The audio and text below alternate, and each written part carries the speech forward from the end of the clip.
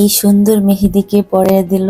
আর আমাদের চাদরাটা কেমন গেল। Hello everyone, this is Fatema, welcome Fatema blogs. So আজকে হলো happy Father's Day. Happy Father's Day my love. আমার হাজবেন্ডের জন্য আমার পিচ্চিরা সারপ্রাইজ প্ল্যান করেছে। সো তারা কেক নিয়ে এসেছে পাপার জন্য। পাপা এখন বসে বসে কেক কাটছে বাচ্চাদের সাথে।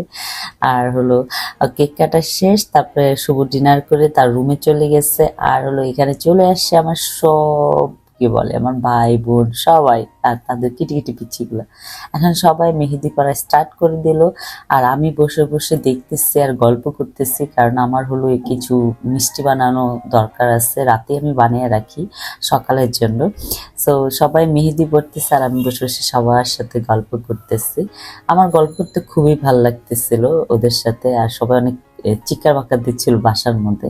সো ফাইনালি আমার পালা চলে আসলো, এখন আমাকে মেহেদি পরিয়ে দেবে। আমি আবার একটু অধৈর্যশীল মানুষ, আমি অনেক লং টাইম বসে মেহেদি পড়তে পারি না। আর এটা হলো আমার কাজিন।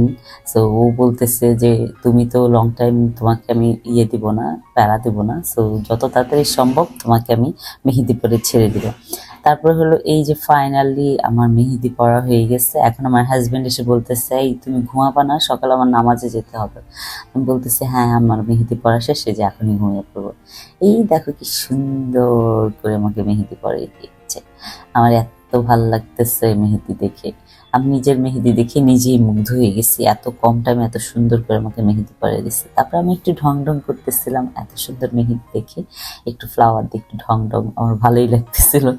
তারপর হলো এখানে চলে আসলো মার্জান। মার্জান এখন মেহেদি পড়বে। মার্জান হলো আমার বড় বোনের মেয়ে। সো হলো আমাদের ফ্যামিলির সবচেয়ে বড় মেয়ে, সবচেয়ে লেট করে সেই মেহেদি পড়লো। সো সরি আমি ঈদের ব্লগগুলো আপলোড দিতে পারিনি। সো আজকে থেকে স্টার্ট হলো। Thank you so much for watching my video.